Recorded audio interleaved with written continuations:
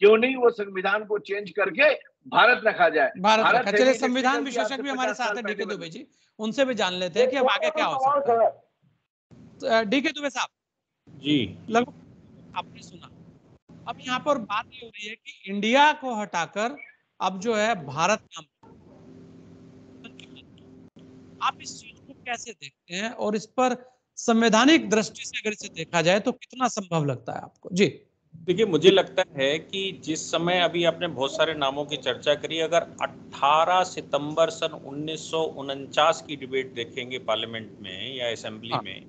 तो उस डिबेट के दौरान के सुब्बा राव ने कहा कि आप ऋग्वेद उठाकर देखिए, ऋग्वेद में भारत शब्द इस्तेमाल किया गया है कि हे इंद्र, ये जो देश है इसमें रहने वाले लोग भारत की प्रोगनी हैं, यानी कि भारत की संतानें हैं। ऐसा उन्होंने वहां से शुरुआत किया था। गोविंद दास जी को अगर देखेंगे तो उसी दिन गोविंद दास जी चर्चा कर रहे हैं और वो ये कह रहे हैं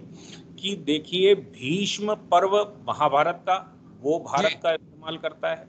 और इसके अलावा कई पुराणों की उन्होंने चर्चा की और कहा कि भाई भारत जो है, मैं ये नहीं कह रहा हूं, उस समय उनके सामने भी ये प्रश्न आया था, उनसे ये कहा गया कि आप तो बहुत पिछड़े हुए हैं, आप बहुत पीछे देख रहे हैं, क्यों इतने पिछड़े हो, भारत आगे बढ़ रहा है। तो उन्होंने कहा कि भाई मुझे समझ नहीं आता कि अगर मैं भारत के इतिहास और कल्चर को याद करना चाहता हूं तो फिर मैं पिछड़ा कैसे हो गया, क्योंकि भारत नाम देने से इतिहास और कल्चर दोनों की साथ साथ मर्यादाएं और याद आता रहेगा। ये घोतक है भारत का, ये भारत के कल्चर का घोतक है, तो फिर बैकवर्ड कैसे हो गया, ये तो मुझे समझ नहीं आया। मैं तो चाहता हूं केवल भारत, भारत का नाम जो ओरिजिनल नाम है वो नाम होना चाहिए, ऐसी चर्चा की गई।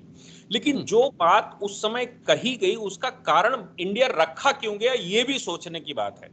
क्योंकि नेहरू जी ने सबसे पहले जब ये चर्चा हो रही थी तो उन्होंने कहा कि देखिए, इंटरनेशनली हम इंडिया शब्द इस्तेमाल करते हैं, यूएनओ के अंदर इंडिया शब्द इस्तेमाल हो चुका है, और डॉक्टर अंबेडकर ने भी ये कहा कि भाई अगर अंतरराष्ट्रीय जगत में जाओगे तो वहां पर इंडिया शब्द इस्तेमाल होता है, और हम अभी नए नए आजाद हुए हैं, यूएनओ के हम सदस्य हैं ही, तो ऐसा ना हो कि अंतरराष्ट्रीय हमारी पहचान कुछ गड़बड़ हो जाए, इसलिए ऐसा करते हैं कि इंडिया शब्द भी इसमें रखते हैं। तो कामत साहब ने उसमें कहा था कि चलो शुक्र है आपने भारत इसमें जोड़ा, तो अब आप अंग्रेजी भाषा में इंडिया, उन्होंने कहा कि मैं इसमें एक संशोधन करता हूं, जिनकी आप कामत की बात कर रहे हैं, उन्होंने कहा मैं एक संशोधन कर लेता हूं, संशोधन यह है कि in English India and Hindi Bharat ऐसा शब्द इस्तेमाल कर लो। तो डॉक्टर अम्बेडकर ने कहा भाई ये ऑड सा शब्द लगता है, इसलिए हमने जो शब्द इस्तेमाल किया है इंडिया दैट इज भारत, तो ये दोनों ही शब्दों को लेकर आता। फिर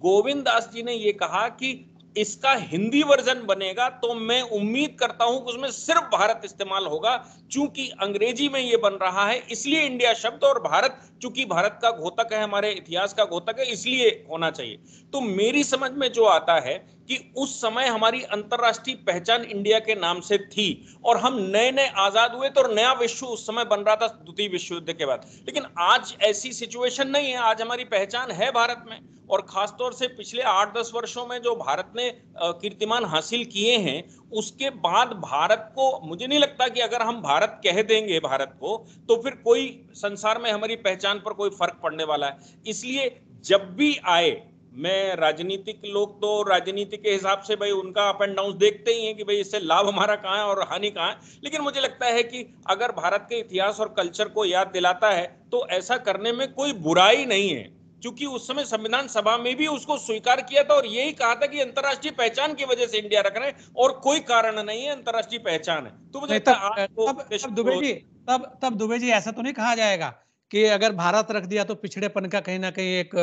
फिर वो शब्द वापस आए, क्योंकि आजकल होता है हिंदी बोलने पे थोड़ा सा माना जाता है कि ये थोड़ा कम पढ़ा लिखा है, पढ़ा लिखे की पहचान का मतलब है कि आप अंग्रेजी बोलनी पड़ेगी। तो शायद इंडिया और भारत में यही एक जो लगातार एक द्वंद्व ये चलता आ रहा है। तो मैंने कहा ना, गोविंद दास जी के सामने भी यही सवाल आया था जब उन्होंने कहा कि भारत नाम रखना चाहिए, तो उनसे भी यही कहा गया कि क्या पिछड़ेपन को देख रहे हो, पिछड़े भारत को आगे की तरफ देखो, प्रोस्पेक्टिव देखो। तो उन्होंने कहा भारत के कल्चर को याद करना कहां से पिछड़ापन है, भारत के इतिहास को याद रखना कहां से पिछड़ापन है। और उन्होंने कहा भाषा का हमारे जो क्षेत्रीय भाषा है उसी में याद रखा जाएगा। जी